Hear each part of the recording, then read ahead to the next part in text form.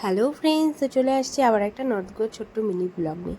তো এখন আমরা রেডি হয়ে একদম বেরিয়ে পড়েছি স্কুটি নিয়ে আগরোটা ফোর্টের দিকে যেতে।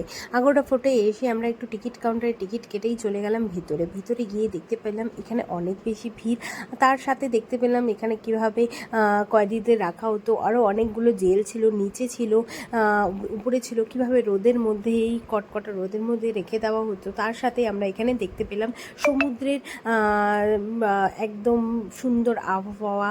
তো তারপরেই আমরা চলে গেলাম আগরোটা জেলের দিকে। আগরোটা জেলে ঢুকতে দেখতে পেলাম যেখানে ট্যুরিস্ট স্পটের সাথে সাথেও ছিল, যেখানে অনেকগুলো ফিল্মের শুটিং হয়েছে। তো আমরা সেখানে গিয়ে অনেক ভিডিও করে নিলাম, আর তারপরে এখান থেকে ভাস্কোডাগামা বিচটাও দেখে নিলাম ভালো মতন করে।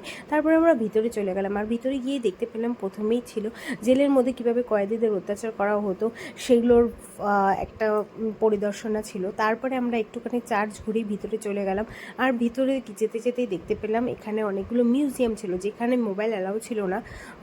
আর তার সাথে আমরা এখানে কতগুলো খোলা জেল ছিল, তো জেলগুলো ঢুকে আমি একটু ভিতরে ঢুকে গিয়ে একটু ফটো তুলে নিলাম। তারপরে আমরা এখানে আরও একটা মিউজিয়াম ছিল যেখানে গোয়ার লোকাল জিনিসপত্র সম্বন্ধে ছিল, যেখানে ফেনি আরও অনেক কিছু ছিল।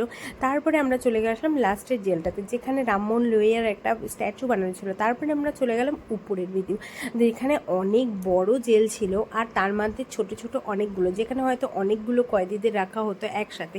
তো সবগুলো আমরা ঘুরে ঘুরে দেখলাম একটার সাথে একটা অ্যাটাচ কীভাবে বানানো হয়েছে, যেটা বোঝাই যাবে না। তারপরে আমরা চলে আসলাম নিচে, আর এখানে এসেই আমরা দেখতে পেলাম ডলফিন, যেটা আমরা